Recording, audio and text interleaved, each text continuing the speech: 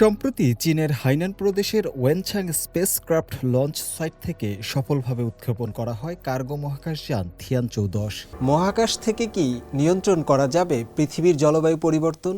এমন কালজয়ী প্রশ্নের উত্তর খুঁজতে থিয়াংকং মহাকাশ স্টেশনের উদ্দেশ্যে পাড়ি জমিয়েছে চীনের আধুনিক কার্গো মহাকাশযান থিয়ানচৌ-10। সম্প্রতি উৎক্ষেপিত এই যানটি কেবল রসদ নয়, সঙ্গে করে নিয়ে গেছে কৃত্রিম মানব ভ্রূণ এবং গ্রিনহাউস গ্যাস মনিটরের মতো বিস্ময়কর সব বৈজ্ঞানিক সরঞ্জাম, যা মহাকাশ বিজ্ঞানের ইতিহাসে এক নতুন অধ্যায়ের সূচনা করতে যাচ্ছে। সম্প্রতি চীনের হাইনান প্রদেশের ওয়েনচাং স্পেসক্রাফট লঞ্চ সাইট থেকে সফলভাবে উৎক্ষেপণ করা হয় কার্গো মহাকাশযান থিয়ানচৌ-10। কক্ষপথে থাকা চীনের নিজস্ব মহাকাশ স্টেশন থিয়াংকংয়ে প্রয়োজনীয় রসদ সরবরাহের পাশাপাশি এই মিশনে পাঠানো হয়েছে কৃত্রিম মানব ভ্রূণ এবং গ্রিনহাউস গ্যাস মনিটরের মতো অত্যন্ত গুরুত্বপূর্ণ বৈজ্ঞানিক সরঞ্জাম।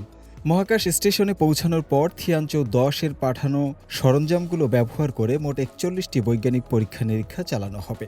এই পরীক্ষাগুলো স্টেশনের চলমান মহাকাশ বিজ্ঞান গবেষণা কার্যক্রমকে আরও বেগবান করবে।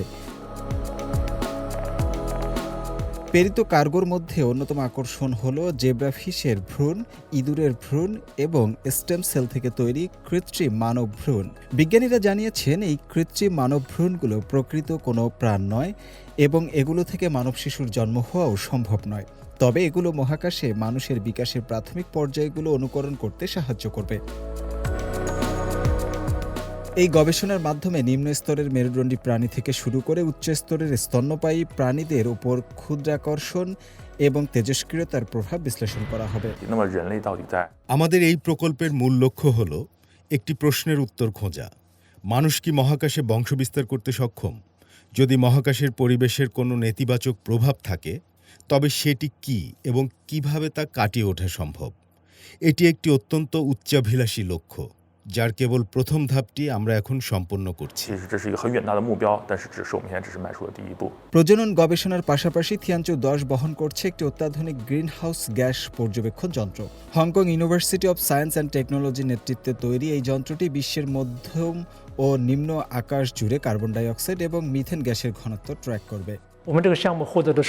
এই প্রকল্পের তথ্যগুলো চীন সরকারের পাশাপাশি জাতিসংঘ পরিবেশ কর্মসূচি এর ওয়েবসাইটেও আপলোড করা হবে, যাতে বিশ্বের সব গবেষণা প্রতিষ্ঠান তা ব্যবহার করতে পারে। এটি কেবল চীন নয়, বরং বেল্ট অ্যান্ড রোড প্রকল্পের অংশীদার দেশসহ সারা বিশ্বের কার্বন নিঃসরণ হ্রাসে কার্যকর ভূমিকা রাখবে।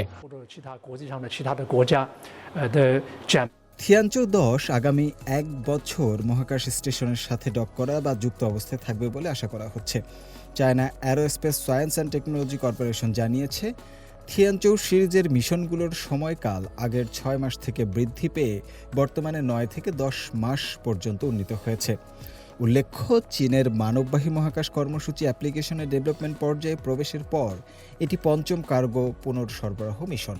এটি চীনের লং মার্চ রকেট সিরিজের ৬৪১তম মিশন হিসেবে একটি নতুন রেকর্ড করেছে। শুভ আনোয়ার, সিএমজি বাংলা।